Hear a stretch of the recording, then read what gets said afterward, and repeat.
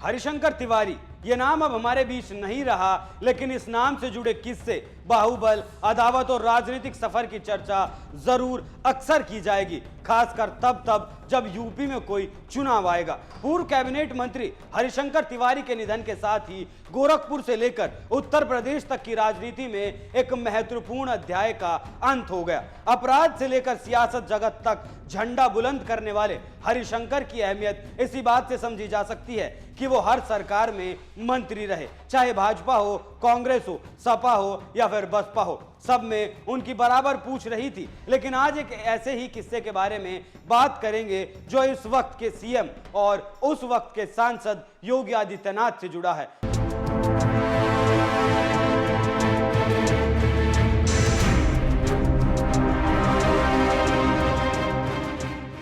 नमस्कार, NMF news देख रहे हैं आप। मैं हूं आपके साथ अभिषेक पुंडी। जब से योगी आदित्यनाथ देश के सबसे बड़े सूबे के मुख्यमंत्री बने हैं, तब से गोरखपुर और योगी एक दूसरे के पर्याय बन चुके हैं। लगातार दूसरी बार यूपी का सीएम बनकर योगी ने एक तरफ इतिहास रच दिया, लेकिन गोरखपुर से उनका नाता खास है। इसी जमीन से योगी सांसद से लेकर मुख्यमंत्री तक का सफर तय किया है योगी आदित्यनाथ ने। हालांकि जैसा आप जानते हैं कि हर सिक्के के दो पहलू होते हैं, इस कहानी का भी एक और पहलू है। जिस गोरखपुर के गोरक्ष पीठ के योगी पीठाधीश्वर हैं, आज से 6 साल पहले उसी धरती से योगी के खिलाफ जमकर नारेबाजी की गई थी। ये बात तब की है जब उन्हें सीएम बने शायद महीना भर ही हुआ होगा। एक तरफ यहाँ की सड़कों पर नारे गूंज रहे थे कि जब तक सूरज चांद रहेगा बाबा तेरा नाम रहेगा, और तब लगे योगी मुर्दाबाद के नारों का हरिशंकर तिवारी से गहरा नाता है। योगी आदित्यनाथ और हरिशंकर तिवारी दोनों की गोरखपुर की राजनीति को रीढ़ माना जाता है। इन दोनों नामों के बिना गोरखपुर की राजनीति अधूरी दिखाई पड़ती है। एक नाम जहां राजनीति के अपराधीकरण के दौर में परवान चढ़ा, तो वहीं दूसरा हिंदुत्व की विचारधारा को माथे पर सजाकर सीएम की कुर्सी तक पहुंचा। लेकिन दोनों कभी भी राजनीतिक और सार्वजनिक जीवन में साथ नहीं रहे।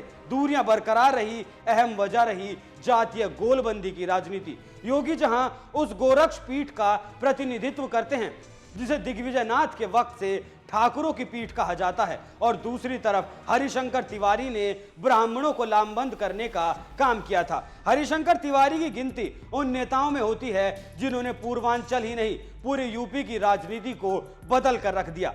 राजनीति में बाहुबल और अपराधीकरण की शुरुआत हरिशंकर तिवारी और वीरेंद्र शाही के बीच ठनी दुश्मनी से मानी जाती है। ये वो दौर था जब माफिया और गैंगवार जैसे शब्द गोरखपुर की सीमा में दाखिल हो गए थे और सामने भी आने लगे थे। राजपूत लॉबी ने संभाली कमान। हरिशंकर के समय गोरखपुर यूनिवर्सिटी में बलवंत सिंह नेता हुआ करते थे। दोनों में अदावत थी। यह दौर तेज तर्रार युवा नेता रविंद्र सिंह का भी था, जो छात्र संघ से लेकर विधानसभा तक पहुंचे थे।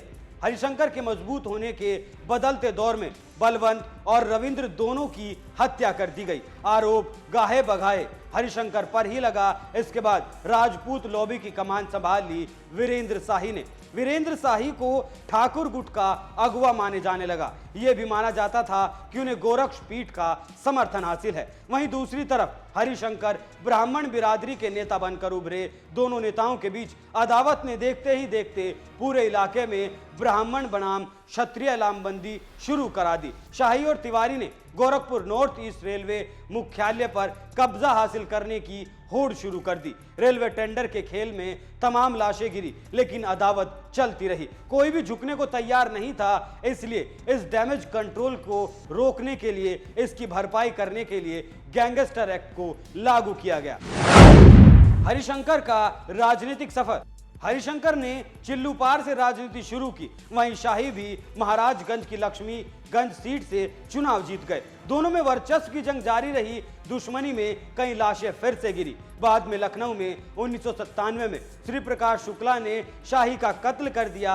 इसके बाद गोरक्ष पीठ के उत्तराधिकारी योगी आदित्यनाथ संसदीय राजनीति में कूद पड़े। वो एक के बाद एक संसद का चुनाव जीतते गए और तिवारी गुट के खिलाफ राजनीतिक गोटियां सेट करना उन्होंने भी शुरू कर दिया, ऐसा कहा जाता रहा है। लेकिन गुजरते वक्त और बदलते हालातों के बीच सब कुछ ठंडा पड़ता नजर आने लगा था। लेकिन 2017 में योगी के सीएम की कुर्सी पर बैठने के साथ ही एक बार फिर से वक्त ने करवट ली और फिर से वही दौर लौटने लगा। गोरखपुर शहर में हरिशंकर तिवारी और परिवार के आवास तिवारी बाबा का हाथा पर छापेमारी शुरू हो गई। पुलिस ने लूट के एक आरोपी की तलाश में यहां छापा मारा था। अक्टूबर 2020 में हरिशंकर के बेटे और तत्कालीन विधायक विनय शंकर तिवारी और बहू रीता तिवारी के खिलाफ सीबीआई ने केस भी दर्ज कर लिया। विनय शंकर तिवारी की कंपनी से जुड़े बैंक फ्रॉड के मामले में सीबीआई ने लगातार ताबड़तोड़ छापेमारी की। इस घटना का आरोप योगी पर लगने की भरपूर कोशिश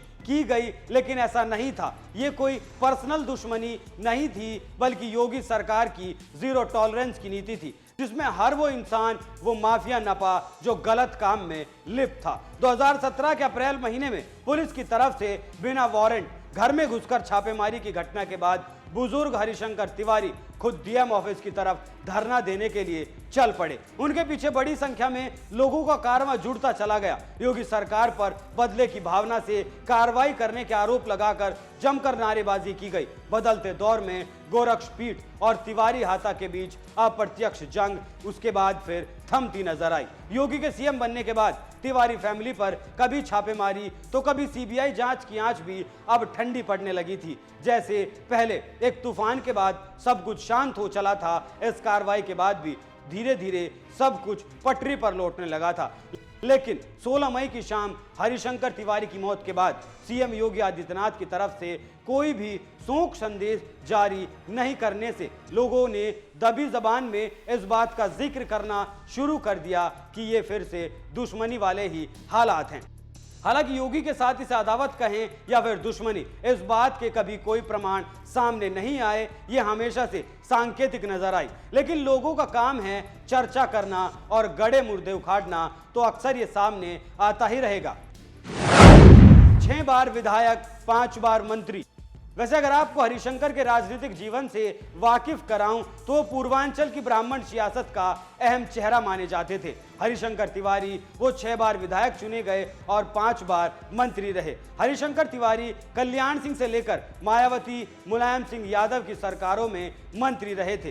गोरखपुर जिले के दक्षिणी छोर पर चिल्लूपार विधानसभा से हरिशंकर तिवारी लगातार 22 साल तक विधायक चुने गए। 1985 में पहली बार चुनाव जीतने से लेकर 2002 में जीतकर 2007 तक वो यहां से विधायक रहे। निर्दलीय कैंडिडेट के तौर पर शुरू हुआ सफर कांग्रेस से होते हुए अलग अलग दलों के साथ जारी रहा। हरिशंकर तिवारी ने अपनी बात, अपनी पीढ़ी को राजनीति में स्थापित करने का काम भी बखूबी किया। अदावत का कहा जाने वाला एक किस्सा आपको कैसा लगा, हमें कमेंट करके जरूर बताएं। नमस्कार।